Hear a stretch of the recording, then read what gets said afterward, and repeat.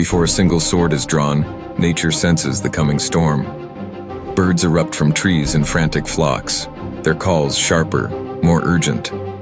Foxes and deer vanish into thickets, hooves drumming warnings no human can hear. Insects fall silent, and the air thickens with tension as the ground trembles beneath marching feet.